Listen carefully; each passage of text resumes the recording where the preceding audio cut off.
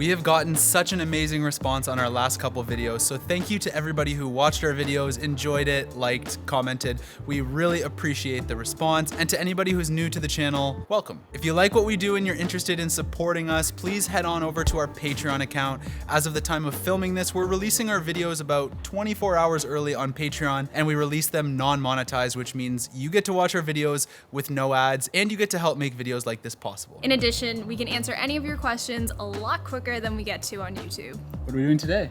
Well, today is a short day. It is a weekend. So today we are going to be framing out our upper cabinets to help finish off our living room area. We don't have the best quality wood, so we have to work really hard to get nice straight runs.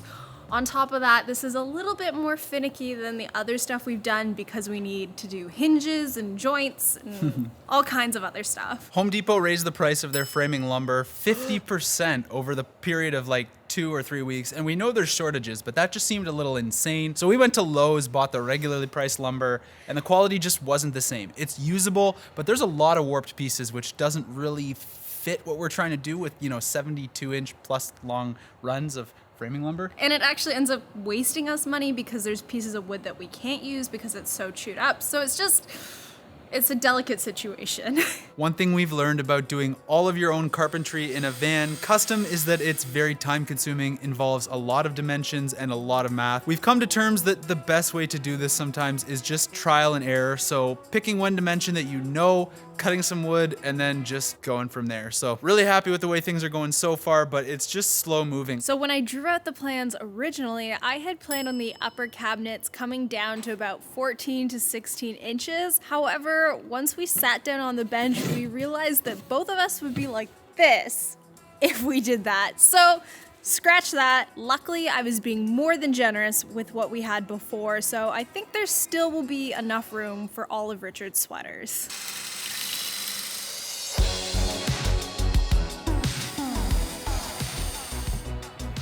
I think that's looking pretty good. This is obviously the bottom of our cabinet here. We're gonna have to build out our face frame, and we're gonna be doing that in a manner that's gonna help us cover the seam here in the ceiling, which we strategically placed. This has become a very time-consuming process, but the thing I love about van build is if you do these projects right, you only have to do them once, and we will appreciate our hard work for years to come.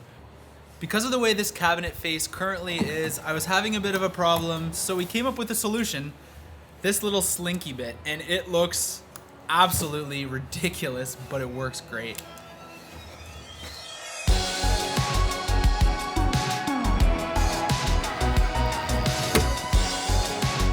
Trying to fix one of the more annoying squeaks we've been having in this van.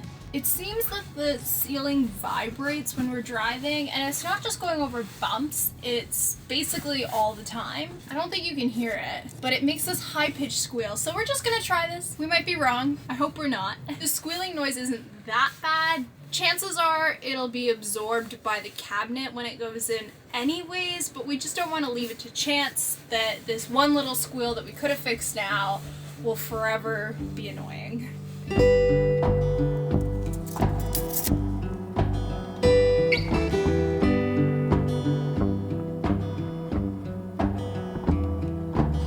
I've been wanting to mount these upper cabinets since we built the frame, but there's been one thing that's been stopping us, and that's this back wall here, because if we don't install this back wall before we mount the upper cabinets, we'll never get the chance to do so, because it'll be hidden behind the metal frame of the vehicle. And luckily, somehow, we had an off-cut 1/4-inch piece of plywood painted already in our cabinet color of Swiss coffee. So we took advantage of that. We cut a custom shape, and we're gonna mount it so we can put these upper cabinets up today. Please. Yesterday didn't quite go according to plan, and I think it's because we had too many different tasks on the go at once. So we just decided to pack it in early, go home and prepare for today. We have decided to just put these upper cabinets up and commit to finishing one project, because we haven't been so good at that lately. Yeah, I think we're trying too hard to get it absolutely right and not focusing on just getting it done. So we're just gonna live with it. Oh, there goes my glasses.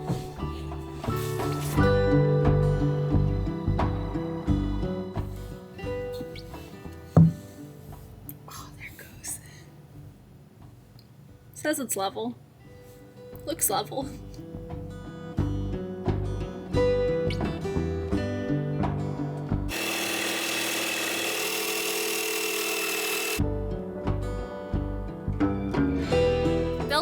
upper cabinets was pretty straightforward. We started off with 3 full-length beams that run the whole way of the cabinets, 2 in the front and 1 at the back. We used some 1/2 inch on the bottom and some 1/4 inch on the sides. Along the back, we have extra pieces that we've added in that are screwed in to help keep it up and level. We've screwed it all along the top here into the studs available, and then along the back. We're certainly not expert cabinet makers. I hope that after this go at it, we get a lot better for the next one. This van build thing is hard work, both physically and mentally, because there's a ton of math and a lot of weird angles, especially with our Ford Transit because of these rounded walls. It was visually a very productive day. I'm really satisfied with how things are going, and I still have one more day this week to work on it. I won't be able to work on this for the next couple days because I have to work to make this van life thing become a reality, but I am so stoked with this progress. Hopefully in the next month or 2, this van will actually be done and we can actually take it out and see what it's made of.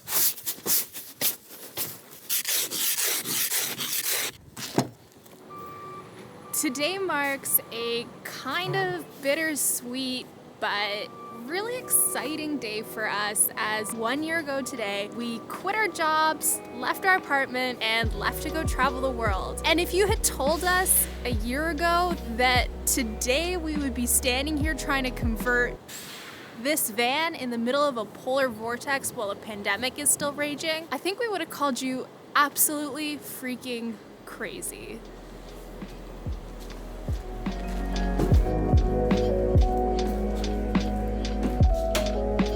Yesterday I came in and finished painting up this upper cabinet. I had primed it and polyfilled it the day before. I'm actually really pleased with how it turned out painted. You wouldn't believe me when I say this, but I had to pick up another can of Benjamin Moore paint, and guess what? It wasn't the same OC45 Swiss coffee as we had ordered originally. I think there was something a little wrong with their machines when we originally got our paint. I'm thankful this project is done. We just need to get our cabinet faces, which won't be for a little while. So today we're moving on to finishing off the bench top.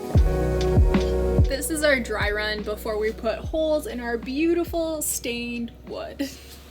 But essentially it just goes like that, and it's a beautiful thing. We've been forced to add 2 more cross beams here so that we can actually attach the hinge both to the crossbeam and then to the actual piece of 1/2 inch that is going to fold up so that we have access to storage underneath our bench. We had to add another piece of 3/4 inch plywood here because where we had to add a screw for the hinge was closer to 1 3/4 inches. And if you know anything about 2x2 framing lumber, you'll know that it's not 2 inches by 2 inches, it's 1.5 inches by 1.5 inches, which means our hinge could not sit flush on the framing lumber, and therefore I've added the 3/4 inch piece of plywood, and it works great. Don't like excessive clicking noises. All right, bench top is done. Look at Looks that. good. Look at that bench top. All that space to sit. Look at that. Now I have access. Now I don't. Now I have access.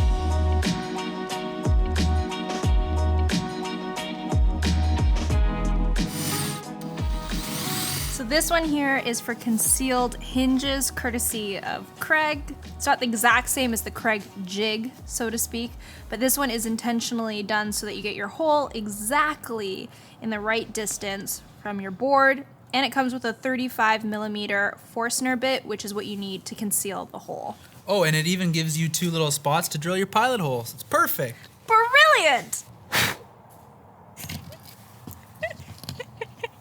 And now we have a nice clean hole that fits perfectly into. High five! And just like that, we have a bench top with a beautiful hinged flip top that only took us 3 hours to figure out. But that's okay, it's done now, and now we know how to do the hinges for our cabinet. So I think the learning experience of this was well worth it. When we were installing the last piece of plywood here, we forgot to hit the record button, so here's the final product. I am so excited on how it turned out. Obviously it's plywood, it's a little bit hard, it's gonna be covered up at the end of the day with a foam piece, which will make it a lot more comfier when we're spending hours working here or hiding out from the rain. Well, that wraps up another week of van build that I would say was pretty successful. We got our upper cabinets up and painted. We got the top of our bench done. And this means next week we can continue progressing with our bench and hopefully get that thing done as long as the polar vortex doesn't get in our way. Well, thank you guys so much for watching. Thank you to our patrons for all their support. Honestly, it means the world to us, and especially to all of you who continue to watch, comment, like. I honestly can't believe this is where we are a year from last year. What a crazy whirlwind it's been. Thanks again for watching. We'll see you in the next video next week. Bye.